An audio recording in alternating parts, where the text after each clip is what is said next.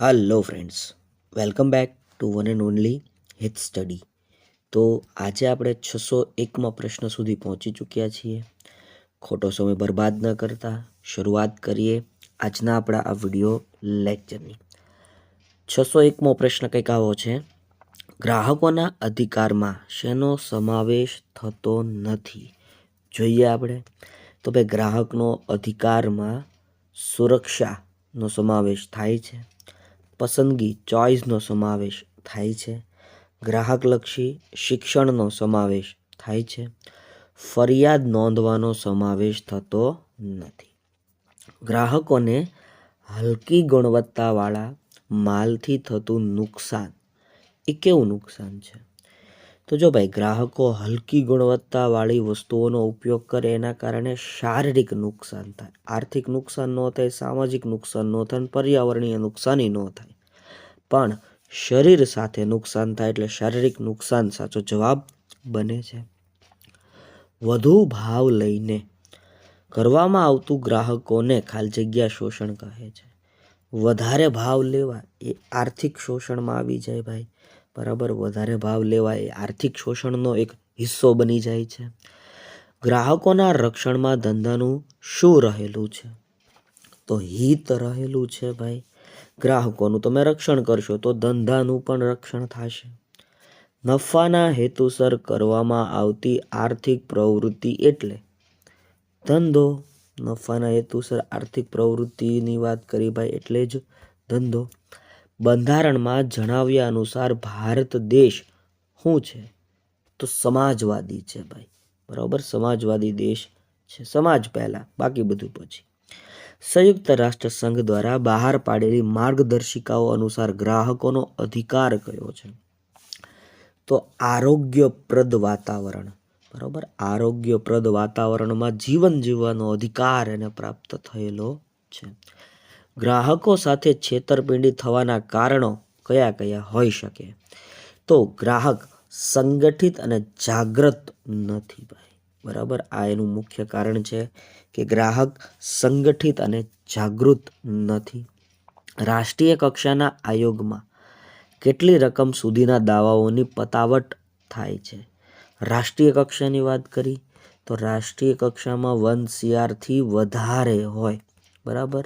1 CR થી વધારે એટલે કે 1 કરોડથી વધુ, બરાબર. આ જવાબ આવે છે. રાષ્ટ્રીય કક્ષાના ફોરમમાં કેટલા સભ્યો હોય છે? તો રાષ્ટ્રીય કક્ષાના ફોરમમાં 1 સભ્ય હોય છે. રાષ્ટ્રીય કક્ષાના ફોરમમાં કેટલા સભ્યો હોય છે? રાષ્ટ્રીય કક્ષાની વાત કરી તો 5 સભ્યો હોય ભાઈ, 5 સભ્યો હોય. આમાં ઓછામાં ઓછા મહિલા પૂછે તો પાછા 1 યાદ રાખવાના, બરાબર. આગળ વધીએ. દરેક જિલ્લાઓમાં કેટલી જિલ્લા ફોરમની સ્થાપના કરવામાં આવી છે? તો દરેક જિલ્લામાં ભાઈ 1 જિલ્લા ફોરમની સ્થાપના થયેલી જોવા મળે છે. પછીના પ્રશ્ન તરફ વધીએ. કઈ સંસ્થા ગ્રાહક સુરક્ષા માટે ભારતમાં કાર્ય કરતી સંસ્થાઓનું સંકલન કરે? Consumer coordination council, CCC. Consumer coordination council. મુક્ત અર્થતંત્રમાં ગ્રાહક એ બજારનો રાજા છે ભાઈ. ગ્રાહકને થતા શોષણને કેટલા વિભાગમાં વહેંચી શકાય? તો ગ્રાહક સાથે ભાઈ શોષણ 3 પ્રકારે થાય, બરાબર. 3 પ્રકારે શોષણ થાય, ખાસ યાદ રાખજો.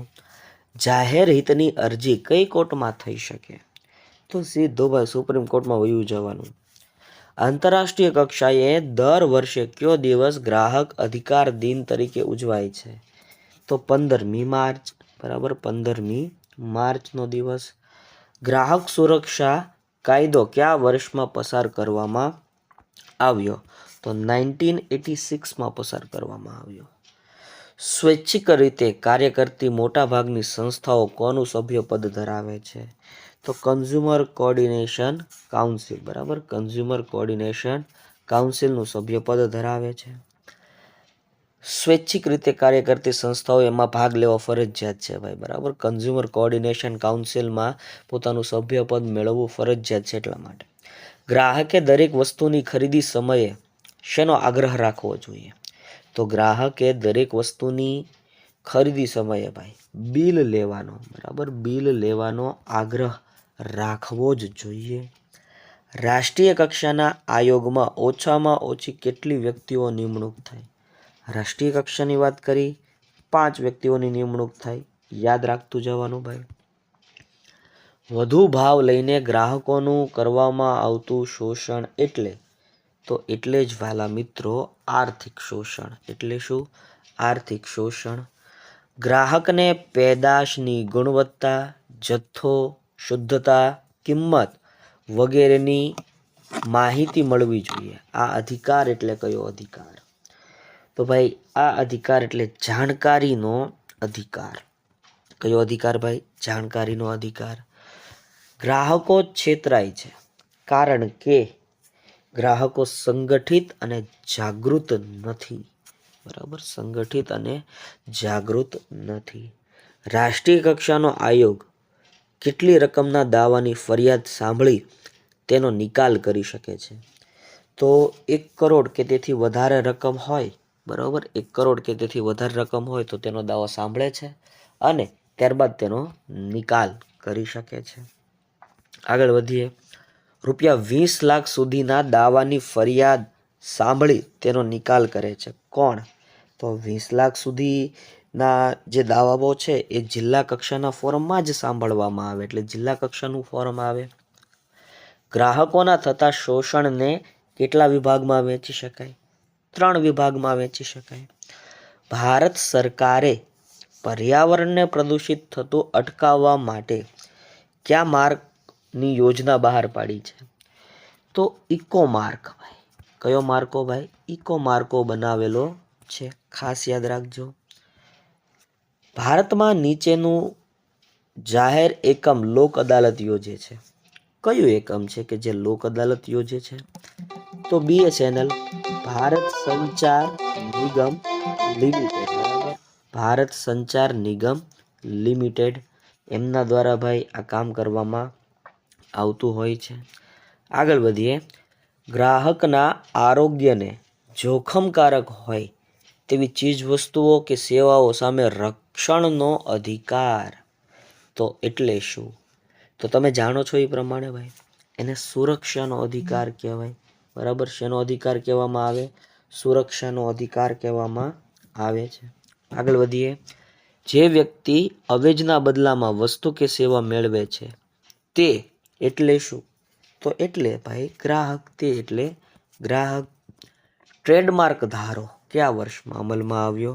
તો 1999. બરોબર, 1999માં ભાઈ ટ્રેડમાર્ક ધારો અમલમાં આવ્યો. નીચેના વિકલ્પો પૈકી કયો લાભ ખાનગીકરણનો છે?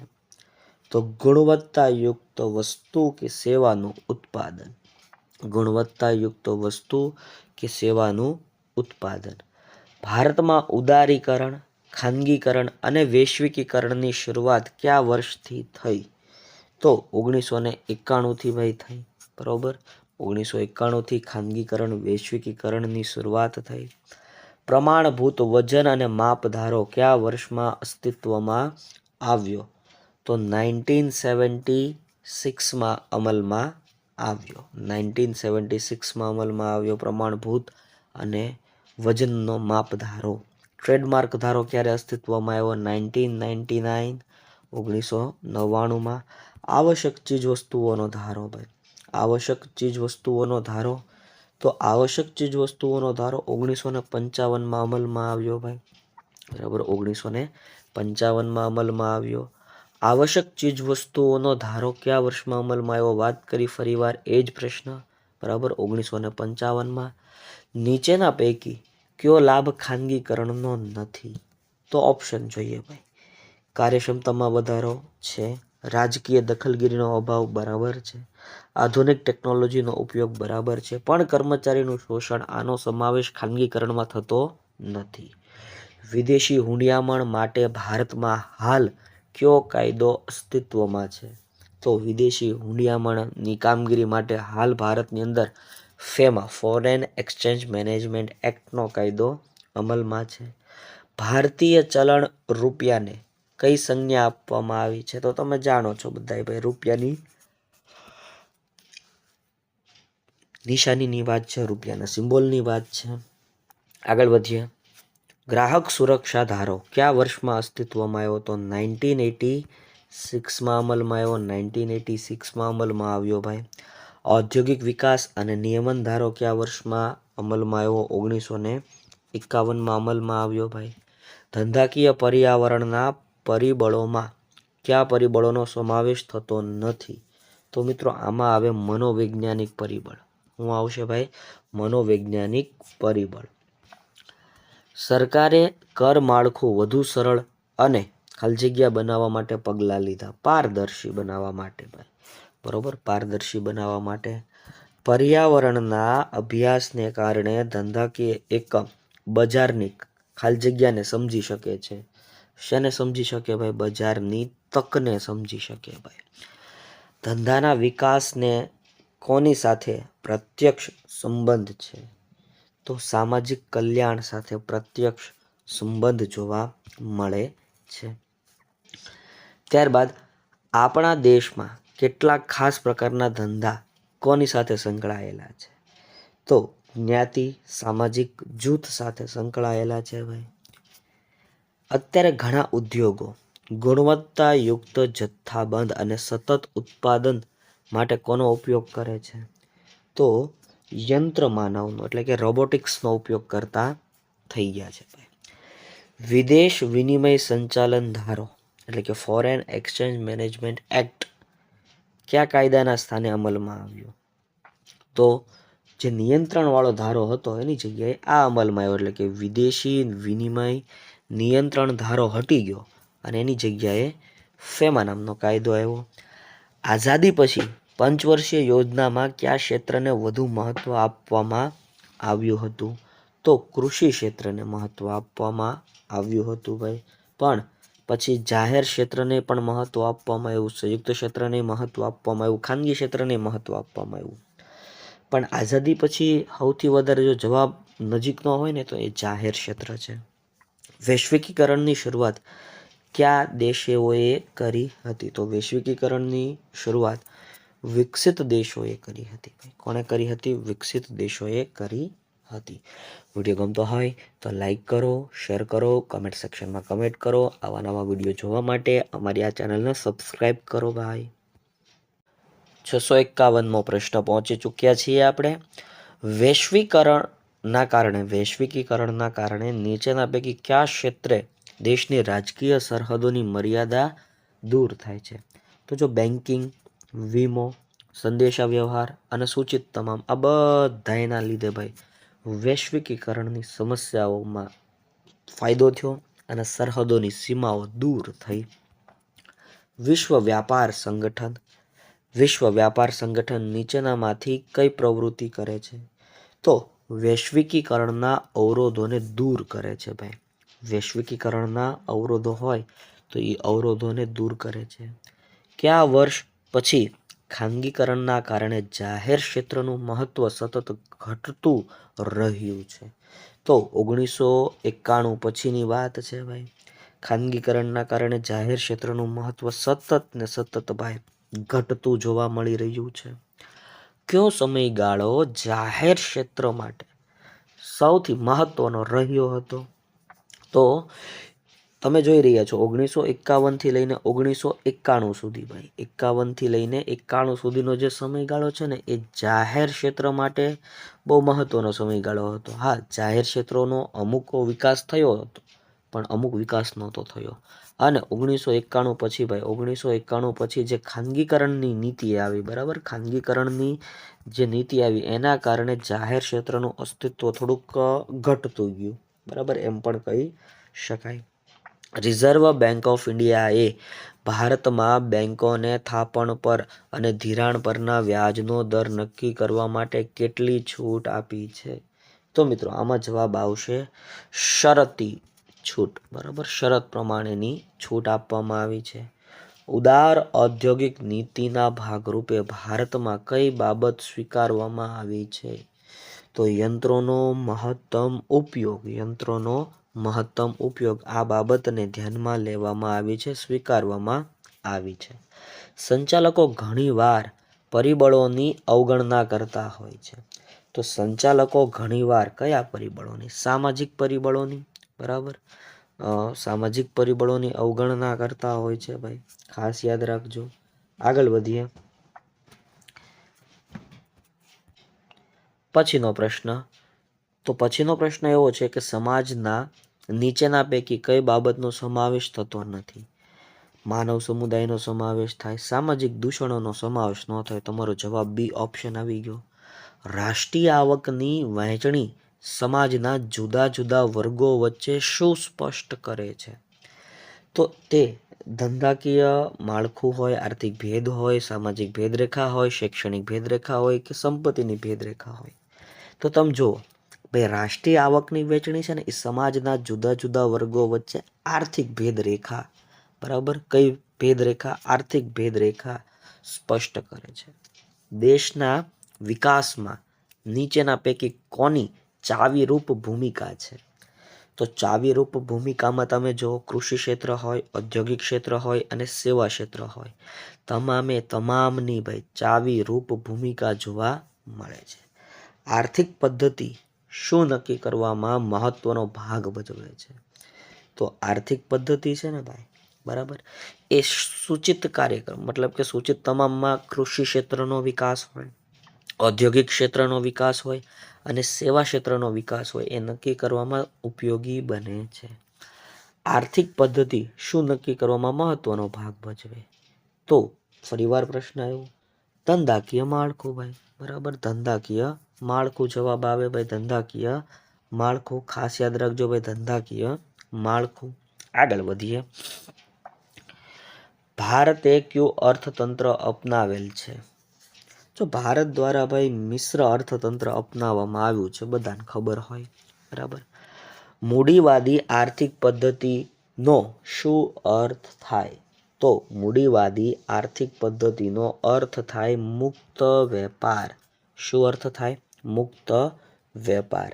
નીચેના પૈકી કયા કારણોસર સંચાલકો સંચાલન પ્રત્યે વધુ સંવેદનશીલ બન્યા છે?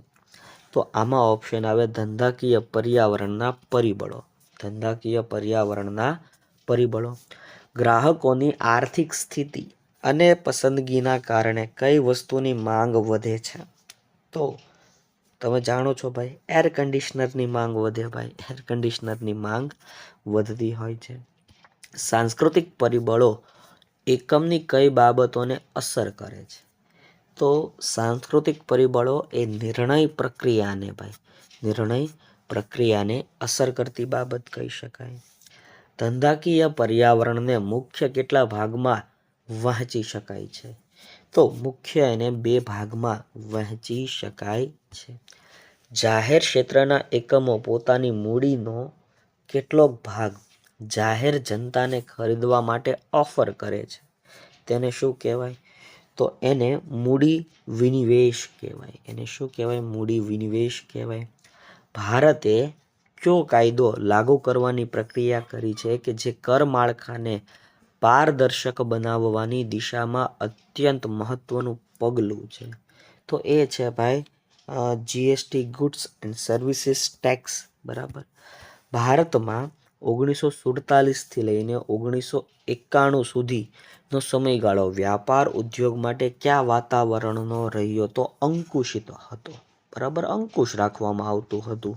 પણ 1991માં જે આર્થિક સુધારા થયા એના પછી એ નિરંકુશ બની ગયું. માથાદીઠ આવક ક્યારે વધે છે? તો ભાઈ માથાદીઠ આવક ક્યારે વધે છે? રાષ્ટ્રીય આવક વધે તે પ્રમાણમાં વસ્તી ન વધે. રાષ્ટ્રીય આવક વધે અને તે પ્રમાણમાં વસ્તી ન વધે ત્યારની વાત છે. જે દેશમાં રાષ્ટ્રીય આવક અને માથાદીઠ આવક સતત વધવાનું વલણ હોય તે દેશ એટલે વિકાસશીલ દેશ, બરાબર. તે દેશ એટલે કયો દેશ? વિકાસશીલ દેશ. આગળ વધીએ. ત્યારબાદ કેટલીક પેદાશો કે સેવાઓનો ગ્રાહકો સ્વીકારતા નથી તે મહત્વ એટલે ભયસ્થાનોની ઓળખ. એટલે શું ભાઈ? ભયસ્થાનોની ઓળખ. સમગ્ર વિશ્વના ધંધા ઉદ્યોગોનો વિકાસ થાય તે માટે વૈશ્વિકીકરણના ધોરણે શાની રચના થઈ છે? તો ખાનગીકરણની રચના થઈ છે, તમે જાણો જ છો બધાય, બરાબર. પણ અહીંયા આપણે ઓપ્શનને એકવાર ચેક કરી લેવા જોઈએ ભાઈ, કે સમગ્ર વિશ્વના ધંધા ઉદ્યોગ માટે વૈશ્વિક ધોરણે શાની રચના થઈ? WTO, વર્લ્ડ ટ્રેડ ઓર્ગેનાઇઝેશન, બરાબર. WTO ખાસ યાદ રાખવા જેવી બાબત. જાહેર સાહસોની માલિકી અને સંચાલન ખાનગી એકમોને સોંપવાની પ્રક્રિયા એટલે? તો ભાઈ આને શું કહેવામાં આવે? આને તમે જાણો છો ભાઈ, બરાબર. જાહેર જે સંસ્થાઓ હોય એને ખાનગી લોકોને સોંપવામાં આવે એટલે એને ખાનગીકરણ કહેવાય. વૈશ્વિકીકરણ એ હકીકતમાં કેવી પ્રક્રિયા છે? તો દ્વિમાર્ગી પ્રક્રિયા છે ભાઈ. કઈ આર્થિક પદ્ધતિમાં મોટા ભાગના નિર્ણયો સરકારને આધીન હોવાથી વ્યક્તિગત પ્રોત્સાહન નામ શેષ હોય છે? તો આમાં વાત આવે ભાઈ સમાજવાદી પદ્ધતિ, બરાબર. સમાજવાદી પદ્ધતિ. નીચેનામાંથી કઈ આર્થિક પદ્ધતિમાં મુક્ત વેપાર જોવા મળે છે? તો મૂડીવાદી પદ્ધતિમાં ભાઈ મુક્ત વ્યાપાર જોવા મળે છે, બરાબર. થોડા ઘણા અંશે મુક્ત વ્યાપાર જોવા મળતું હોય છે. ત્યારબાદ જે આર્થિક પદ્ધતિમાં ઉત્પાદકો ને આર્થિક પ્રવૃત્તિના સંદર્ભમાં સઘળા નિર્ણયો લેવાનો અધિકાર છે તે એટલે શું? તો એ પણ મૂડીવાદી અર્થતંત્ર જ સાચો જવાબ બને છે ભાઈ, બરાબર. તો એ પણ મૂડીવાદી અર્થતંત્રની વાત અહીંયા કરેલી છે. મુક્ત વ્યાપાર ક્યાં જોવા મળે? મૂડીવાદીમાં જોવા મળે. વ્યક્તિગત પ્રોત્સાહન ક્યાં જોવા મળે? સમાજવાદીમાં જોવા મળે. બંને યાદ રાખતું જવાનું. ધંધાકીય પર્યાવરણ ના બાહ્ય પરિબળોમાં નીચેના પૈકી કયા પરિબળનો સમાવેશ થતો નથી? ઓપ્શન તપાસી લેવાના ભાઈ. સંચાલકીય માળખું, આનો સમાવેશ ન થાય. સામાજિક પરિબળોનો સમાવેશ થાય, રાજકીય પરિબળોનો સમાવેશ થાય, ધારાકીય પરિબળોનો સમાવેશ થાય, પણ સંચાલકીય માળખાનો સમાવેશ ન થાય. ધંધાકીય પર્યાવરણના આંતરિક પરિબળોમાં નીચેના પૈકી કયા પરિબળનો સમાવેશ થતો નથી? તો ધારાકીય પરિબળોનો સમાવેશ થતો નથી. ભારતના આર્થિક નીતિઓમાં ફેરફારના ભાગરૂપે ખાનગી ક્ષેત્રે વીમા કંપનીઓ બહુરાષ્ટ્રીય કંપનીનું અસ્તિત્વ કયા વર્ષમાં સ્વીકારવામાં આવ્યું? 1991, 1991ની સાલની વાત છે ભાઈ. આગળ વધીએ.